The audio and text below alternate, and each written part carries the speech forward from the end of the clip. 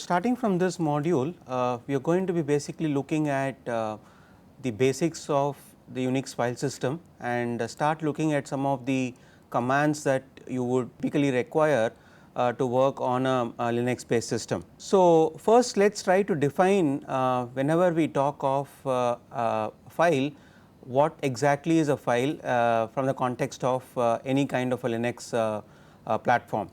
So, in Unix we typically refer to everything as a file basically because of the fact that file is a handle that is provided to access any kind of data or any kind of peripheral device in the Linux system, right. So, what could be the different types of files?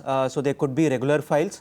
Regular files here typically mean the files in which I store the data, and whenever I have to retrieve the data, I operate on those files either in terms of simply viewing the data or for copying the data or whatever, right. Then next comes directories. So, as far as Unix system is concerned, the directories is also typically files, but they are referred to as one sort of a special file, right. So, what exactly is a directory in Unix? So, for those of us who actually come from the Windows world, a directory is nothing but what we used to refer to as folder in Windows system, right.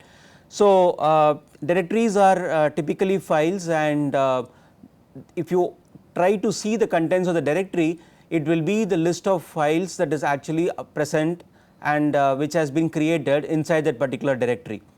So, symbolic links is again another type of a file where it is used to refer to the contents of another file. So, again taking the example of Windows operating system, because most of us would be possibly coming from the Windows world, we would have heard of something called as shortcuts, right.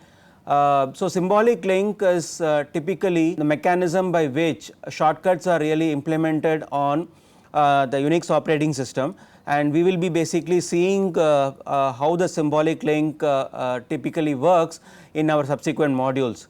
And devices and peripherals again are another special type of a file as far as the Unix is concerned, wherein all the devices that I have in my system. So, be it my keyboard, be it my monitor, my pen drive, my mouse, right, my printer, all these are actually considered as a special type of a file, and depending on the type of the device. So, we will be typically classifying devices as either a character based device or as a block based device, depending on whether we do the input and output byte by byte or as block by block, right.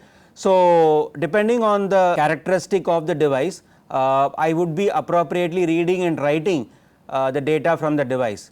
Then pipes is actually another example of a device of a file in Unix, wherein I typically take the contents of the output of one command in Unix and then use the output of this command as an input into the next command. So, wherein I will be able to sort of cascade the execution of the different commands one after the other and make them related in such a way that the output of the second command is going to be taken as the input for my third command in the command line, right. So, for determining the pipe, as we will see later in the subsequent modules, we will be actually using this symbol, right. So, in this particular example, the output of this particular command is going to be fed in as an input to the second command that is on the right hand side of this pipe symbol, right. So, just like we are very commonly used water pipes, wherein the water, when it is actually getting inside one end of the pipe, is actually going to come out of the other end. Similarly, the output of the first command, which is actually getting inside the pipe from the left hand side of the pipe symbol, will typically be fed in as the input to the command that is actually on the right hand side of the pipe symbol, right. Now, the next type of a typical file that we have is something called as a sockets. Now, what exactly is a socket? We all would have actually heard about client server programming from the context of internet, right. So, if the client and the server processes have to communicate across the internet, they should have a mechanism of inter-process communication that is possible between these two processes that are typically running on two different systems, right. So, what is the mechanism that we use? We use the sockets mechanism for that, and socket is also as far as Unix is concerned is actually treated as one of the special type of the files. So, this again we will actually be seeing in the subsequent module in detail. Now, coming down to the file names, since we are going to name the file irrespective of whether it is a regular file or a special type of the file that we saw right now, there are certain criteria that needs to be employed, which is again slightly different as compared to what we are used in the Windows world in terms of the file name contents and the rules for having those file names.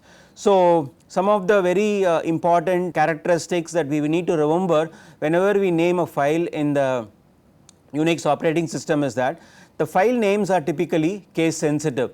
So, when we say case sensitive, we essentially mean that if you look at this, for example, a file called readme with the name all in the uppercase characters is actually different from the name of the file readme if I have with all the letters in the lowercase. So, that is essentially one very critical difference in the way we actually name the files and how Unix treats the file names as compared to how it is typically done on the Windows platform.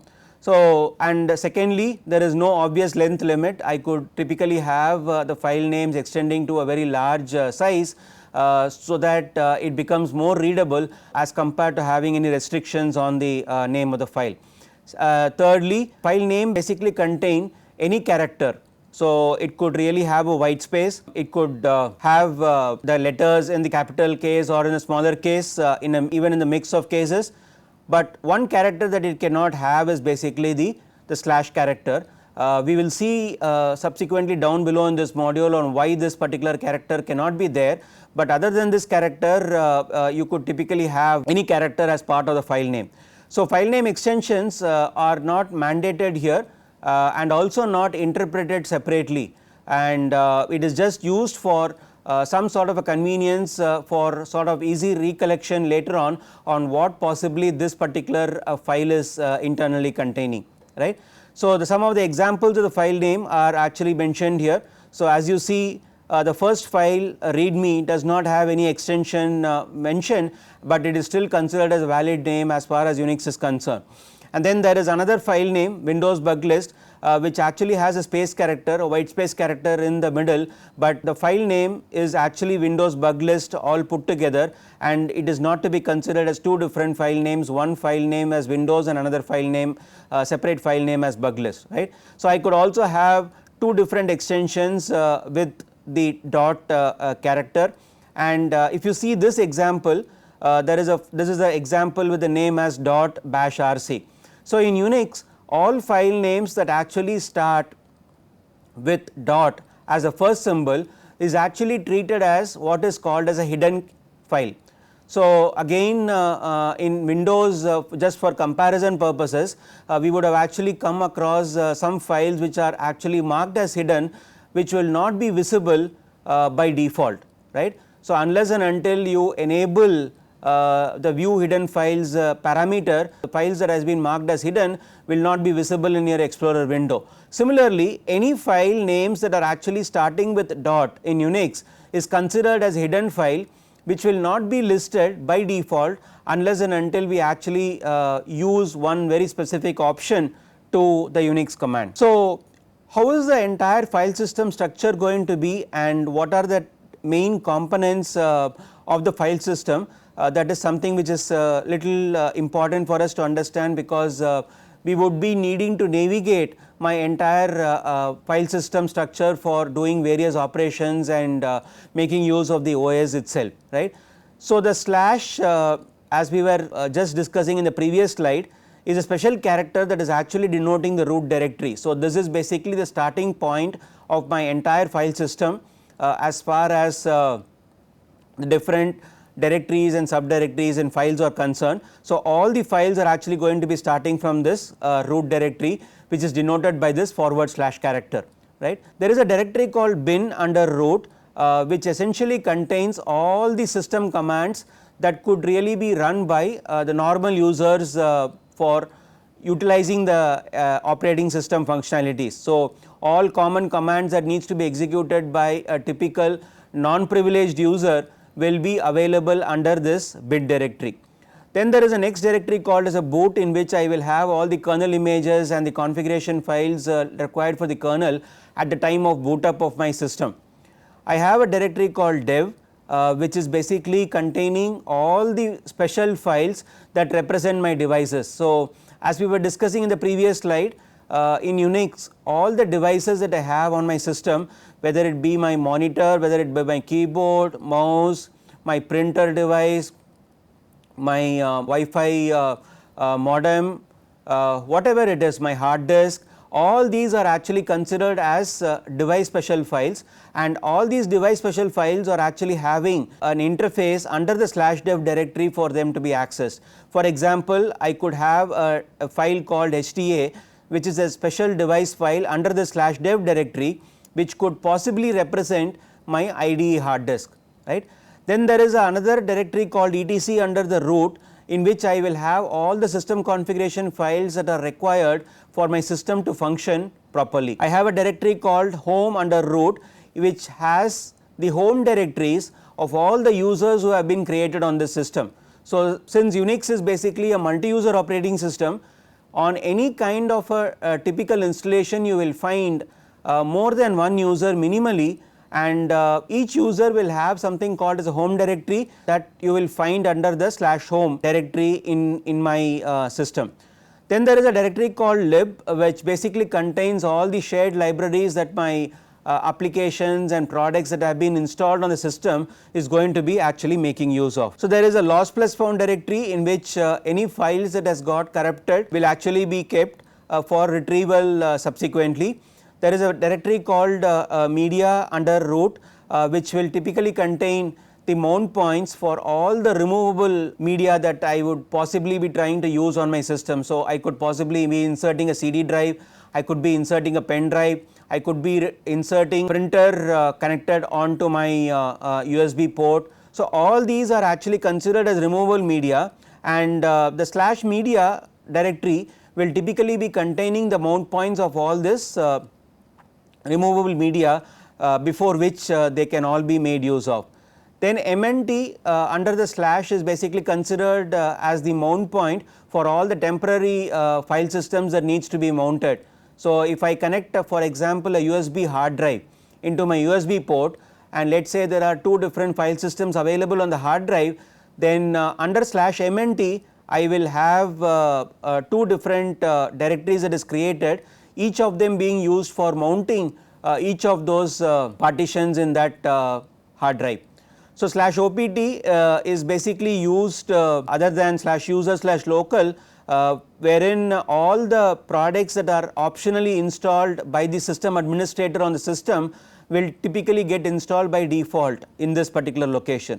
So, /proc is basically a interface wherein any kind of system information like for example how much of CPU is being used by my system at that instant of time, how much of memory is being used, how much of packets is actually coming into the system over the network, and how much of packets are actually going out of the network. All these kind of details are exposed by the kernel through the /proc interface. So, /root is basically the root user's home directory. Root is typically the default privileged user on the Unix system, just like you have the administrator user on your Windows system as a privileged user. So, sbin is basically the directory where I have all the commands that are typically used only by the privileged user. So, the difference between the bin directory that we saw in the previous slide and the sbin is that bin directory will contain commands that are used that could be run potentially by even non-privileged normal users, whereas the sbin directory will contain the commands that could be run typically only by the privileged user of the system. So, /sys like my /proc will also be typically used for exposing different kinds of dynamic information depending on the state of my system for the end user's reference. So, /tmp is basically the the location where my temporary files will be all stored. This particular directory location will be cleaned off when the system is getting restarted. So, any kind of data that you want to be stored permanently, especially across reboots of the system, should not be stored in this particular /tmp location. /user will be used to store any kind of user based tools. So, it could have a user bin, user lib, user sbin and so on. So, all these directories will be containing commands that have been actually required or installed by user based applications, user specific applications that has been installed on a per user basis. So, user local is an alternate directory where any kind of customized software that is getting installed on that particular system could be getting installed.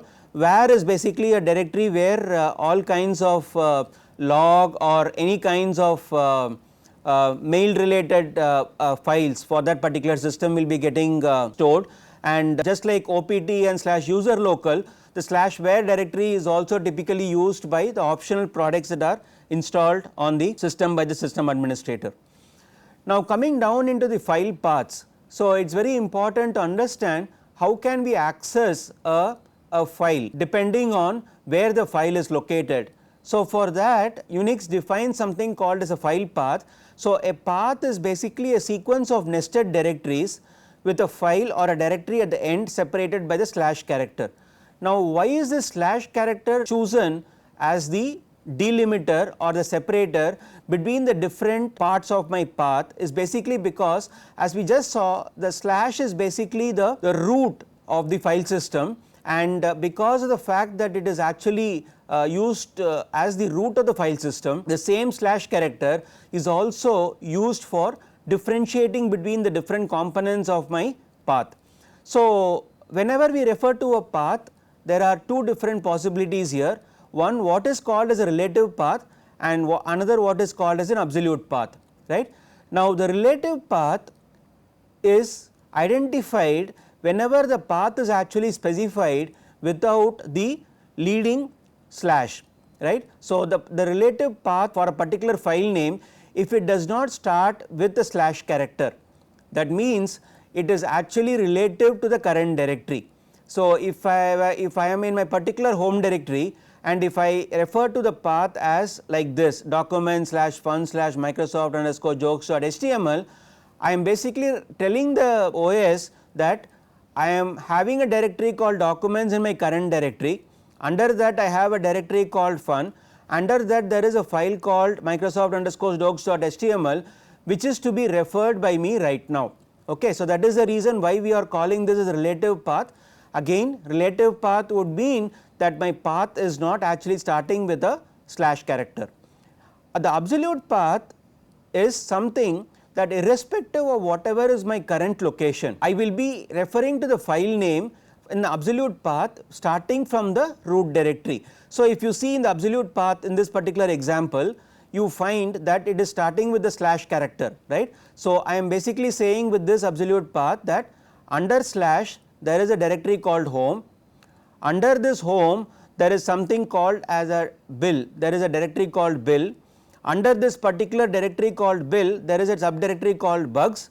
Under that bugs I have this particular file, right. So, I have given here an absolute path wherein irrespective of wherever I am currently located as my current working directory, if I start the file path with the /, it will only go and start looking at the root of the tree, and from the root of the tree it will expect that whatever has been specified as a path name to be a valid path name. So, valid path name here essentially means that that particular path is existing and is valid, without which it will not be able to access the contents. So, if you try to give the absolute path or a relative path, and if that particular path is non-existent, okay, then it will come back and report an error to you saying that there is no such file or directory. So, as we were saying, the / is basically denoting the root directory, and that is how I will have all the absolute paths specified for my particular system. So, we come to the end of module 13. So, we will look at the subsequent modules wherein we will look at the individual commands in greater detail.